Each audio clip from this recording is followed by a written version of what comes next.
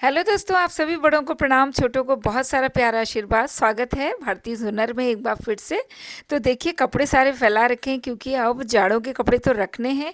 समस्या है कि अब कहाँ रखें इनको, और गर्मियों के निकालने हैं। तो वही सब आज सेटिंग होनी है। तो इनको भी, ये भी घर ही में थे, तो खड़े हैं कन्हैया बन के ऊपर। और तो मैंने इनसे कहा कि आप प्लीज़ ज़रा सा ऊपर से कपड़े निकाल दीजिए और इनको रख दीजिए। तो ये बैग जो मेरा जो रजाई थी हमारी, उसका कवर जो है दोस्तों फट चुका है। और मैंने उसकी चैन जो है अच्छी खासी थी, वो मैंने निकाल ली, क्योंकि वो किसी न किसी में कहीं न कहीं मैं उसका यूज़ करूँगी। तो इस तरीके से मैं उनको निकाल ही लेती हूँ। पुराने हर चीज़ का मैं वैसे यूज़ कर ही लेती हूँ। तो इतनी बड़ी चैन निकली, तो ये किसी न किसी बैग में काम आ सकती है। तो फिर मैंने सोचा कि चलिए रजाई को किस तरीके से रखें कि उसका कवर भी उसी के साथ हो, क्योंकि अक्सर क्या होता है, रजाई अलग होती है, कवर अलग होता है, तो फिर ढूंढनी पड़ती है। तो मैंने पहले नीचे से अपने कवर को डबल फोल्ड किया और उसको नीचे से बिछा दिया और रजाई को बीच में रखा।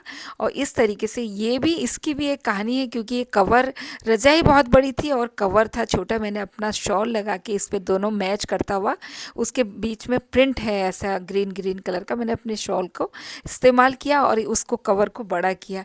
ये कारनामा भी मैंने किया था एक समय।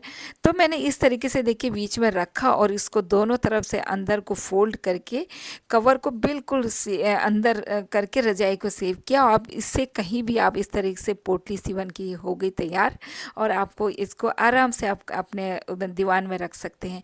फिर उसके बाद बेटा आया था अपने कपड़े लेके जाड़ों के, और अब उन्हें रखने की समस्या थी, क्योंकि वो बैग तो वापस जाना था कि इन्हें फिर कहाँ रखें। हालांकि मेरे पास और भी ऑप्शन है, मैं बैग तैयार रखती हूँ। तो मैंने सोचा, एक नया आइडिया आया कि इन्हीं में से एक इनर जो है थोड़ा सा फट चुकी थी और काम आ सकती है, उसको हमने फाड़ना काटना कुछ नहीं है।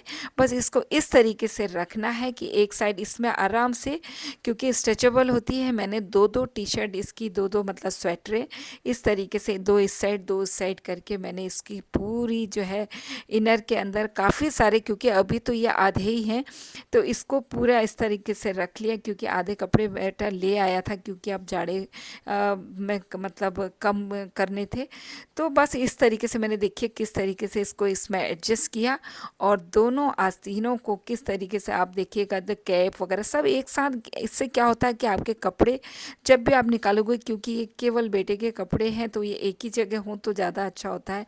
मिक्स हो जाते हैं तो ढूंढने में परेशानी होती है। और दोनों आस्तीनों को मैंने एक दूसरे के अंदर इस तरीके से फिट किया। तो ये बत पोटली सी बन गई। और दो उधर से भी मैंने इसको, आप चाहें तो यहाँ पर एक पिन लगा सकते हैं, क्योंकि ये मतलब आप इसको यूज़ भी कर सकते हैं। जब ये खाली करें आप इसको पहन सकते हैं, ऐसा नहीं है। लेकिन ये थोड़ा फट गई थी, तो आप कोई और टी शर्ट का भी इस्तेमाल कर सकते हैं।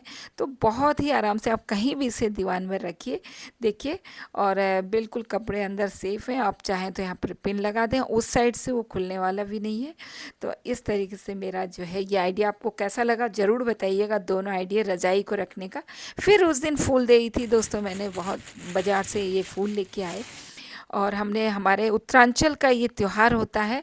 और नए नए बच्चे जो छोटे बच्चे होते हैं, वो एक दूसरे की देहली में फूल डालते हैं, और आपके मतलब दुआ करते हैं कि आपके घर में कोई परेशानी ना आए, मतलब भरा रहे भंडार, हरा भरा रहे घर आपका, इस तरीके से।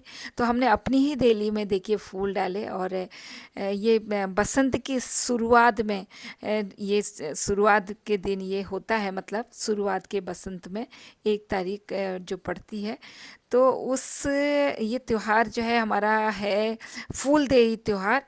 तो ये देखिए मेरी सास भी, तो हमने तो अपने ही घर में किया, क्योंकि हम लोग तो यहाँ रहते हैं मुरादाबाद में। तो थैंक यू सो मच आप सभी का। Happy full day.